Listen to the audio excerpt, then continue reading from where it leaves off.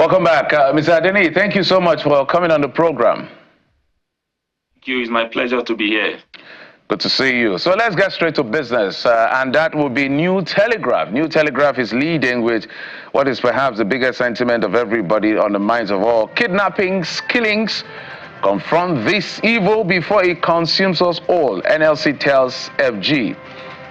Confront this evil before it consumes us all. NLC tells federal government. The rioters as bandits attack church, kill pastor, one other, abduct many in Kwara days after Kebbi school girls' abduction. Tinubu vows justice, orders more security in crisis areas, postpones trip to South Africa, Angola. Worst of Boko Haram insurgency over. That's according to Governor Zulum. Attack on Kwara Church condemnable. Abbas, Senator Kalu orders. Trump's narrative feeling more violence. FG, that's a very funny remark, by the way. What do you make of it? Yeah, first and foremost, it's just like most time our leaders or government officials, when it comes to winning election or preparing for election, they put everything, inside the ring, preparation, these from ward leader to local government leader and all of that. So when we are talking about security, I think it's something that they can, tackle once and for all, or minimize it to the lowest, barest minimum. And it involves you are talking about local government, because that's where the first point of call. We have over 774 local government in Nigeria. What does it stop the government if it is armored vehicle, 5 per local government? We are talking about state police. If you don't have more personnel, recruit more, train more. Even those local vigilantes, train and retrain them. I'm not sure we have a forest guard. Those people who can study and say, oh, there are movement of certain elements from this route. Let's follow them, because to kidnap 20 or 25 people is not that you are going to carry them on your shoulder. Those are the things they need to do. Invest more, and let's put an end to this madness. And just like NLC said that before it consumes us all, because if you are leaving it and say that playing politics with it is not the time to play politics with it. And I'm sure it's another thing that the government can do is also, when it comes to all those personnel, their allowances and all of that, it beat my imagination sometimes that some police will be saying we've not received our salary. What is the encouragement? How do you want to allow such people to put their life, to put everything, into the job? And of course, another thing I felt that the government can do at this time around is surveillance. When it comes to surveillance, in school, and some lonely road and all of that. I was going through a road in Joburg yesterday when we were coming from airport, and the man was saying, see how this place, was lighted. And can you imagine traveling from Lagos to Ibadan in the night around 7 p.m., 8 p.m., everywhere is dark. Those are the places that some of these criminal elements can hide and perpetrate their evil. So those are the things they need to put in place. Secure some of our schools, whether public or private, because the issue of security is #1 priority of any government. If your border, if your state is not secure, there's no how investor will come. There's no how you have an enabling environment, for people to thrive. They need to do more, and they need to give it all, just like they normally give everything when it comes to the election. All right, well, there are several other issues on the front page of that newspaper, but the Leadership newspaper has pretty much the same story this morning. And the lead story: rescue Kebbi schoolgirls, others now. Labour Congress Sultan tell government. Shetima will bring back abducted girls. Honors Lane teacher. Nigerians should speak with one voice to confront common enemy. That's what you have on the front page of the paper this morning. But there is also this interesting one on the front page, right under the nameplate of the Leadership newspaper. Low demand limits power generation to 5,000 megawatts. That's according to the Minister of Power. Low demand limits power generation to 5,000 megawatts. What do you make of that, sir? No.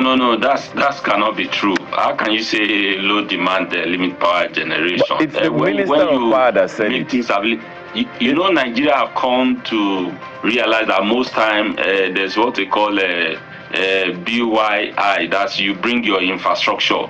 We are the one that provide generator. We are the one that will dig borehole. You are the one who provide water.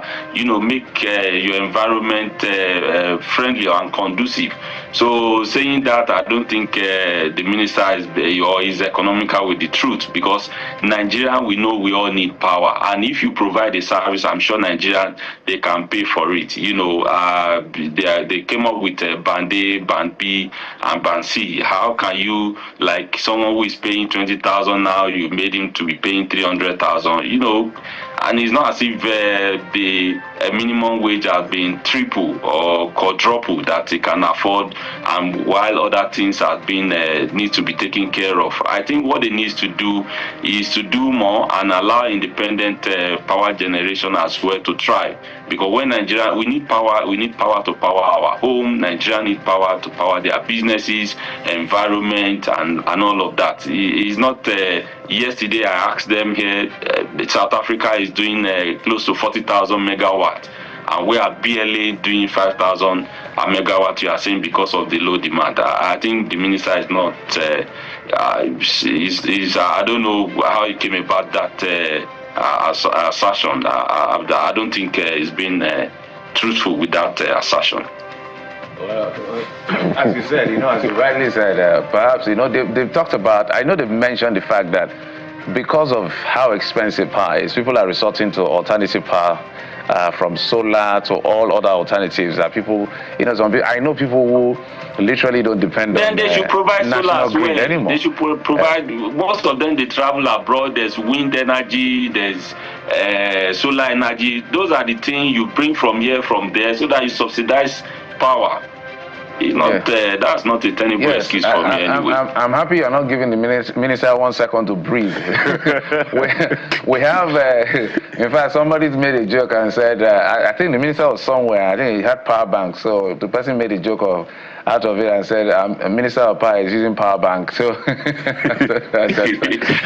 think it's one of the most difficult ministries to put anybody in charge. So it's a very difficult, it has defied literally every government. So if you become a federal cabinet member and you're a minister and you're giving that power ministry, you better pray to God. We have 13,000 installed capacity according to the expert, but we're ranging between 4, sometimes 3 to 4, down to maybe 6 at max in terms of our generation. And we need this electricity. Now it's super expensive. So I don't know whether this is a simple way to begin to tell us that, they are still subsidizing electricity. What's even interesting that I wish the minister had also spoken to in this report, Mr. Adisa, is that, REA has been very, very active. Yes, REA has been active. Extremely, very, very active. I can attest to that. We've had him and we brought proof.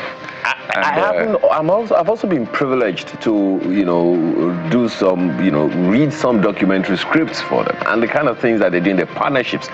Virtually every state is engaging. REA is engaging with virtually every state. So I'm not sure. Anything that is off-grid is REA. Exactly. Anyway, let's start with the leadership before we go to another paper. At the very top, Tinubu postpones G20 trip over Kebbi Kwara attacks. Tinubu postpones G20 trip over Kebbi and Kwara attacks. So this is commendable because sometimes some of our leaders act aloof to what is happening. But what do you make of this decision of the president? Yes, it is commendable. Like Yoruba will say that you can't have your house or your roof burning and you said you want to go and take shelter elsewhere. That means the whole house will be, burned to ashes. Of course, I felt that it will have been an opportunity to make a statement here, but regardless, you need to take care of your own house first, and that is what he has done is commendable. And I don't just want him to just stop there. Yes, he has sent Shetima to Kebbi State and asking the security personnel, to bring back our guests. I just hope they do that and give them what is necessary to bring all those things. What I'm still saying, especially in that part of northern area, is just for government. We need some of what they call. I don't think we have forest guard. Those people who can read, forest, who can secure our forest. Because what we heard is that once they kidnap them, they dash into the bush or the forest, and you can tell for people to move 25 personnel, is not just something that they will just disappear from one point A to point B. Punctuate. So we please, actually they can do more. We have a forest service. There's the Nigeria Forest Security Service, and part of their job mostly is to work in the forests and all those hunting areas. So I think they just set them up recently. Yes. Yes. It's so just a recent move. but how well funded are they? And then there is also that question that bedeviled, if I can use that word, the Buhari government. And one of the issues that was prominent in those days, Mr. Efeta, if you would remember, was that we should follow the money. We should find out where the terrorism financing is coming from. You see some of the videos showing these, bandits and all shooting guns, and you're wondering who is funding them. Yes. So, do you think we're even approaching this whole insecurity issue the way we should? No, I'm not sure. There's still so many things we are lagging behind. Just like you rightly said, I watched some video, the kind of weapons some of these bandits are bearing, and how did it get to their hands, how many weapons are coming in from our border, which one is going to which direction. They can follow them. I thought with BVN and whatever it is, they'll be able to, monitor some transaction, because sometimes when you look at some of these bandits, they are never changing. Not as if they change in status and all of that. Like they said, that some people, they are working for some element, even in the government as well.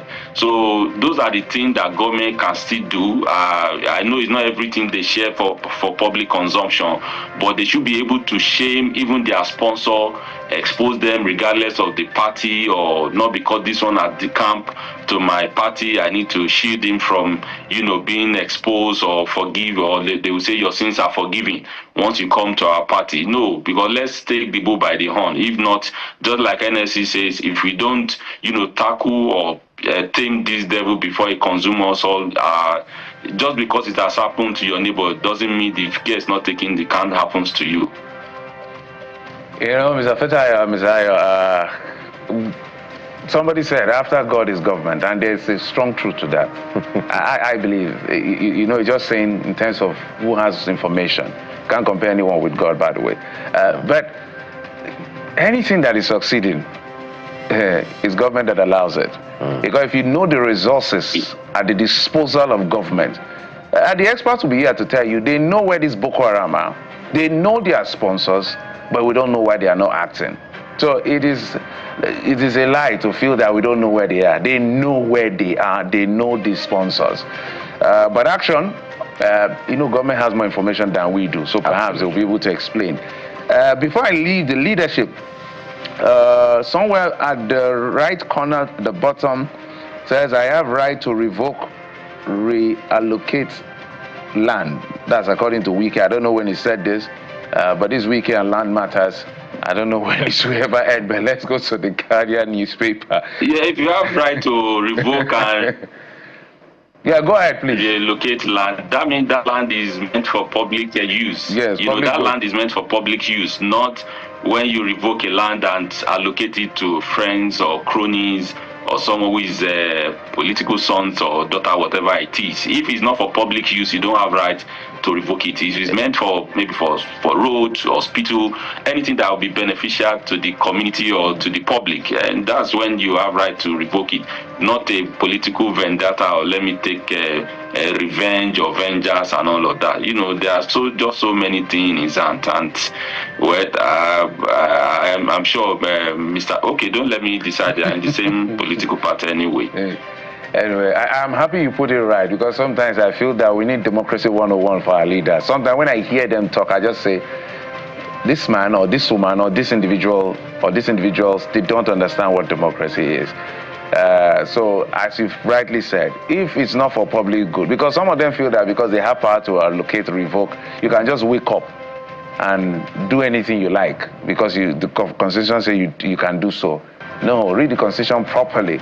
We can even go, there's one time there was a debate as to whether you can disagree with the decision of the Supreme Court. The Supreme Court has spoken. You don't, that's a lie. Even among the judges, they have dissenting judgment. That means they disagree with themselves. What you do, you can disagree with the Supreme Court, but you abide by the decision of that court. Exactly. So all of this, anyway, let's not. The Guardian newspaper, outrage over rising abductions, attacks as army rallies 24,000 recruits. Outrage over rising abductions, attacks as army rallies 24,000 recruits. Mr. Fetayo, the numbers may be increasing soon. I remember the president during his campaign season was still waiting. He was talking about creating demand and supply using mass recruitment of the military. I remember that. Maybe I'll find that statement. But yes. You remember I said 50 million. We're still waiting for that to happen. We have not seen it happen. So maybe he meant 50,000. But now whatever number he gave, President Tinubu has not fulfilled the promise he made yet.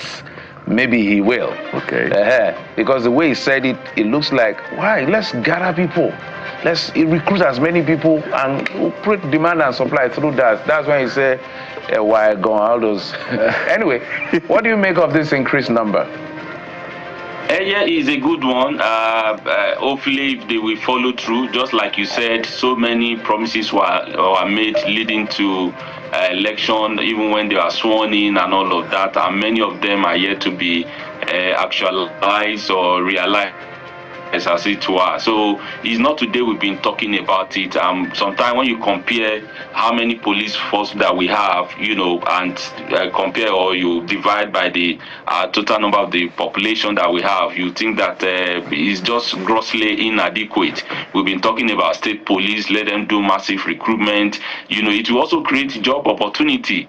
You understand? So not just only the army alone, the civil defense corps, the police. We need more men so that they can secure our state, secure local government, state, and of course our border. And so that some of these elements that they said, some of them are foreign nationals, they come in and do whatever it is they want to do, so that they can keep our country safe and secure. Is a good, but I also hope that they won't just do the recruitment in paper. Maybe the personnel that we made it might not be more than 4,000, 20,000, because some of them, they use it to sort out. I don't want to say I met a lady in UK who is still receiving some salary, and she has left a particular state in the last 3 or 4 years.